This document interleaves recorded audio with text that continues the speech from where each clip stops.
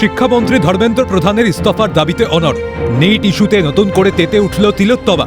তবে সেই আন্দোলন ককরোচ জনতা পার্টির নয়, এই আন্দোলন হয়েছে রাজনৈতিক ব্যানারে। শিয়ালদা থেকে ধর্মতলা পর্যন্ত মিছিলে তুলকালাম কাণ্ড।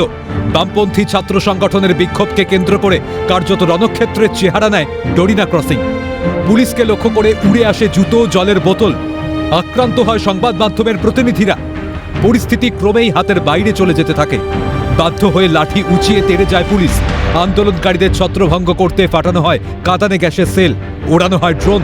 পরিস্থিতি এমন পর্যায়ে পৌঁছায় যে নামানো হয় র্যাফ, কমব্যাট ফোর্স এবং প্রস্তুত রাখা হয় কেন্দ্রীয় আধা সামরিক বাহিনীকেও।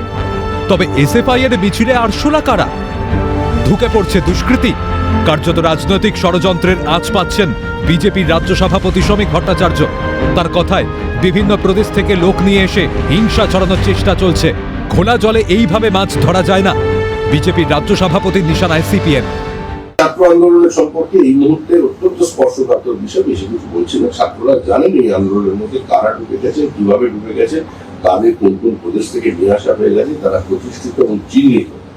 তারা এসে বিভিন্ন জায়গায় হিংসা ছড়ানোর চেষ্টা করতেন। সেই জন্য ছাত্ররাও যখন দেখেছেন, প্রধানমন্ত্রী বিষয়টি নিজে দেখেছেন, তার উপর শ্রদ্ধা আস্থা রেখে ছাত্ররা আন্দোলন থেকে সরে গেছে।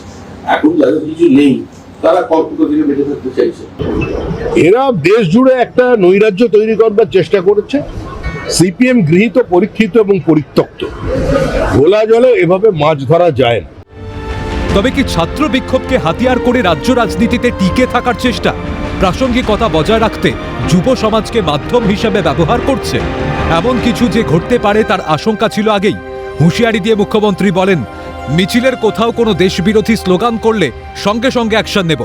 আজাদি আজাদি করেগা, উল্টা সিধা করেগা তো ये सब नहीं चलेगा। বাকি গণতান্ত্রিক অধিকার রয়েছে স্লোগান তোলার, সেটা করতে কোনো বাধা নেই। দেশবিরোধী কিছু হলে আমার ওপর ছেড়ে দিন। বাংলা থেকে দেশবিরোধী শক্তি একেবারে উপড়ে ফেলবো। आजादी आजादी करेगा, उल्टा सीधा करेगा, ये सब नहीं चलेगा। बाकी जो आपका लेजिटिमेट आवाज है वो कीजिए, वो बोलिए ना भाई, कोई दिक्कत नहीं। आप जादवपुर छोड़ दीजिए ना मेरे ऊपर।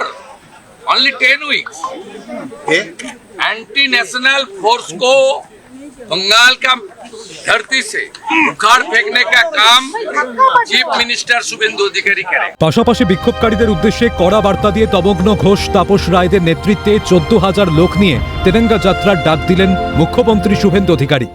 বিক্ষোভকারীরা যারা করেছে চিহ্নিত হয়ে গেছে, কয়েকটা দিন অপেক্ষা করুন, কয়েকটা দিন অপেক্ষা করুন, এদের কি করতে হয় আমি জানি। সোমবার দিন উত্তর কলকাতা বিজেপি আজকে 7,000 লোক জড়ো করেছিল।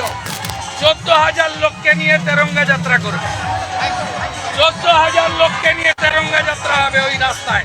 আমি নর্থ বেঙ্গলে থাকবো, উত্তর কলকাতায় তমগ্ন ঘোষ, তাপস রায়, রিতেশ তিওয়ারিদের নেতৃত্বে। সাধারণ গণতান্ত্রিক নিয়ম মেনে স্লোগান দেওয়ার স্বাধীনতায় কোনো বাধা নেই। ইতিমধ্যেই হস্তক্ষেপ করেছেন প্রধানমন্ত্রী। তবে বাংলায় একটি প্রবাদ আছে, চোর না শোনে ধর্মের কাহিনী। মুখ্যমন্ত্রীর হুঁশিয়ারি উপেক্ষা করে চলল স্লোগান শাউটিং। বিক্ষোভকারীদের হামলা ও উচ্ছৃঙ্খল পরিস্থিতির মুখে পড়েও দীর্ঘ সময় ধরে ধৈর্যের পরিচয় দিল কলকাতা পুলিশ ও মুখ্যমন্ত্রী শুভেন্দু অধিকারী নেতৃত্বাধীন রাজ্য সরকার। কলকাতাকে শান্ত রাখতে মুখ্যমন্ত্রীর পরবর্তী পদক্ষেপ কি হয় সেটাই দেখার। ক্যালকাটা নিউজ।